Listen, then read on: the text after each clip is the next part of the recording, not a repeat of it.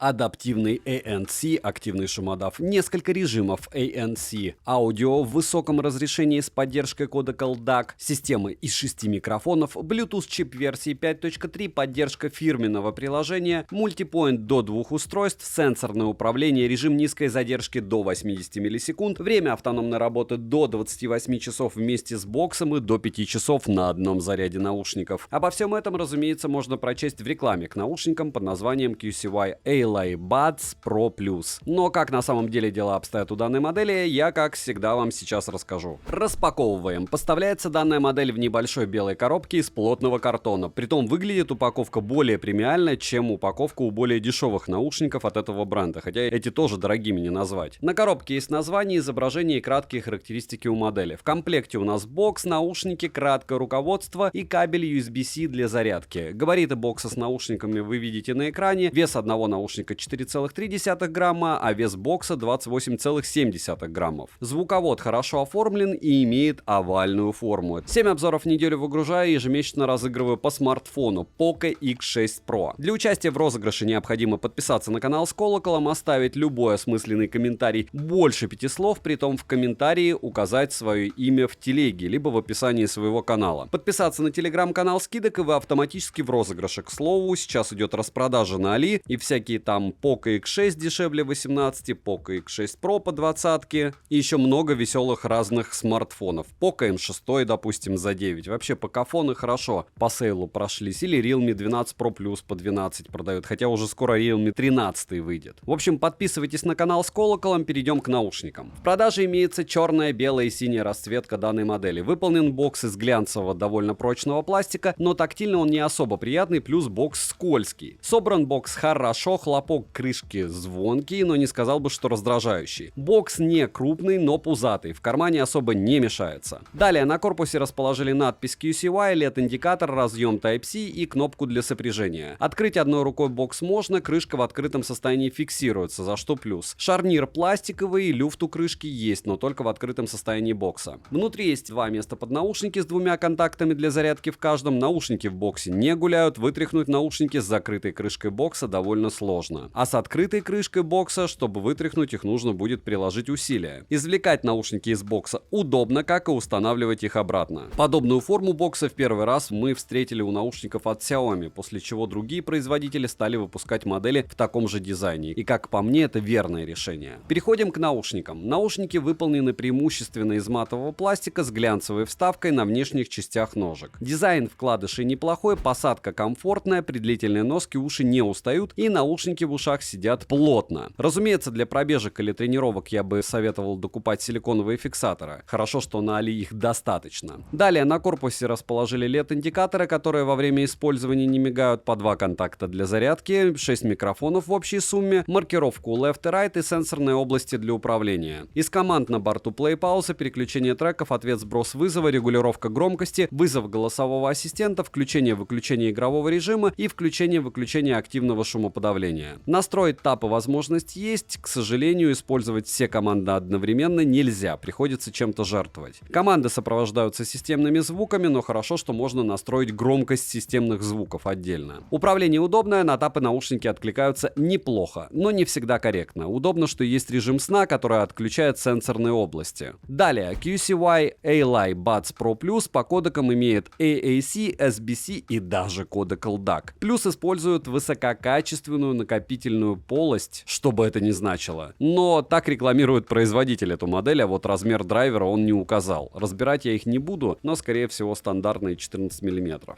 Данная пара поддерживает адаптивное активное шумоподавление, но при включении этой технологии посторонний шум не глушится. Возможно, дело в прошивке, так как за время использования я встретил немало проблем после подключения наушников к приложению. Да и в принципе, в подобной стоимости вкладышей ANC ожидать не особо разумно. Далее, по одному наушники работают, переподключение бесшовное. Наушники автоматически подключаются после открытия крышки бокса с ранее сопряженным устройством. В приложении также можно включить всплывающее окно для удобного подключения. Датчиков обнаружения, к сожалению, не завезли, но есть полноценный мультипоинт до 2 устройств. Кодек LDAC, к слову, не работает с включенной функцией мультипоинта, за что минус, но это было ожидаемо. Из полезного ALI Buds Pro Plus имеет запланированное отключение, которое можно настроить в приложении, функцию подавление шума ветра, поиск наушников с помощью звукового сопровождения и звуковые эффекты в количестве 7 штук. Плюс есть 10-полосный кастомный эквалайзер. Предустановки неплохие, но у меня лично не все предустановки работают. А что касается кастомного эквалайзера, то настроить звучание можно, но я не сказал бы, что наушники корректно на него откликаются, на персонализацию звука. Возможно, с новыми обновлениями все будет исправлено, но пока вот так. Далее, емкость аккумулятора бокса 350 мАч,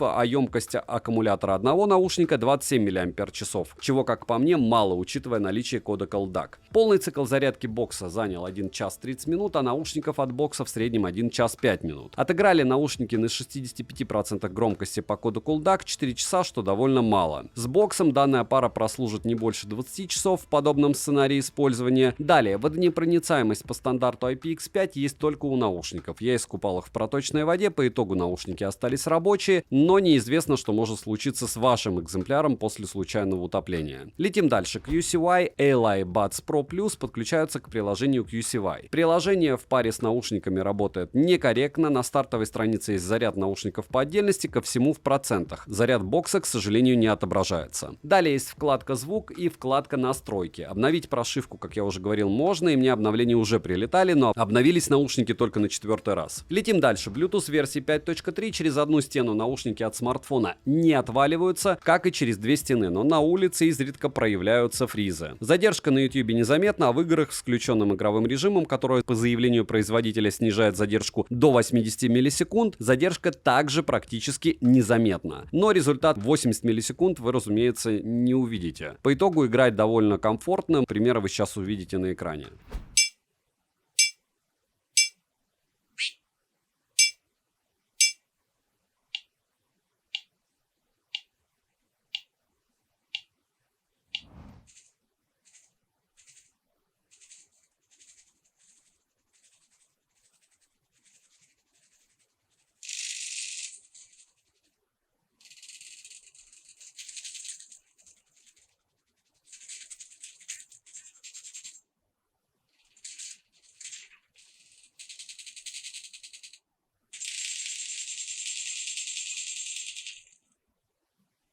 Микрофоны отрабатывают не совсем плохо, в целом в своей ценовой категории очень даже хорошо. Примеры вы сейчас услышите.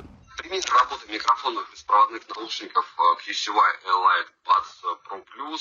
Вот так примерно вас будет слышать собеседник. Но основная прелесть этих наушников, я считаю, как раз в звуке, как я уже вам несколько раз скажу за ролик.